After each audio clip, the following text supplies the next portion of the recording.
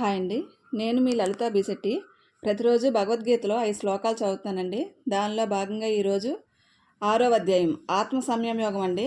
దానిలో 21వ శ్లోకం నుండి 25వ శ్లోకం వరకు మీనింగ్స్తో సహా చదువుతున్నాను. ఈ చాప్టర్ని చదవడం వల్ల మనశ్శాంతి కలుగుతుందండి. 21వ శ్లోకం.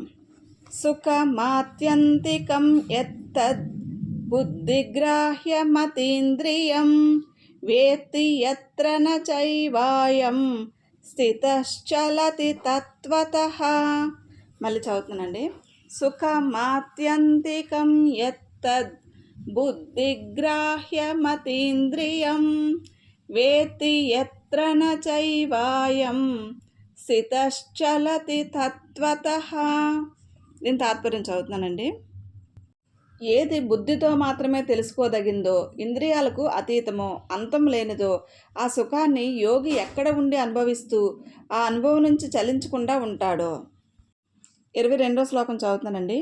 యం లబ్ధ్వా చాపరం లాభం మన్యతే నాధికం తతః యస్మిన్ స్థితో న దుఃఖేన గురుణ్ణాపి విచాల్యతే.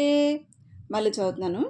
యం లబ్ధ్వా చాపరం లాభం మన్యతే నాధికం తతః యస్మిన్ స్థితో న దుఃఖేన గురుణాపి విచాల్యతే.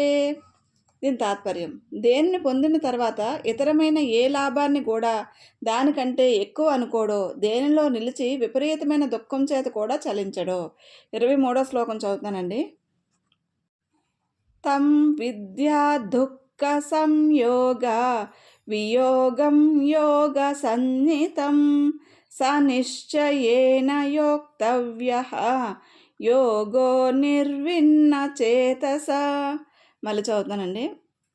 తం విద్యా దుఃఖ సంయోగ వియోగం యోగ సన్నితం స నిశ్చయేన యోక్తవ్యః యోగో నిర్విన్న చేతస.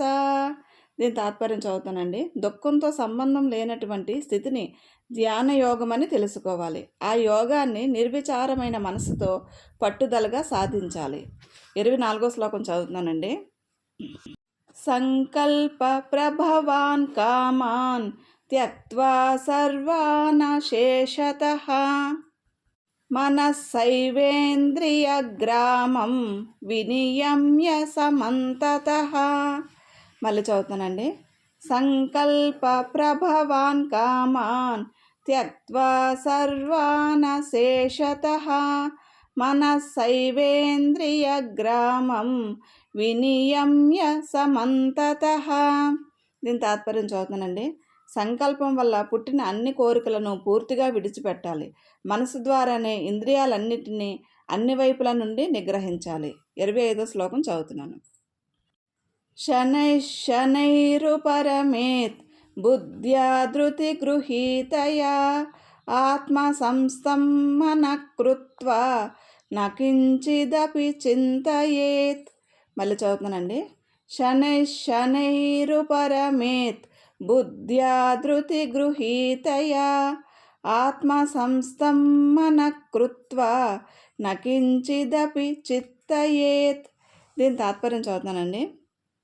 ధైర్యంతో కూడిన బుద్ధితో నెమ్మదిగా మనస్సుని బాహ్య ప్రపంచం నుంచి మళ్లించి శాంతింపచేయాలి. మనస్సుని ఆత్మలో నిలిపి తదితరమైనది ఏది తలుచుకోకూడదు.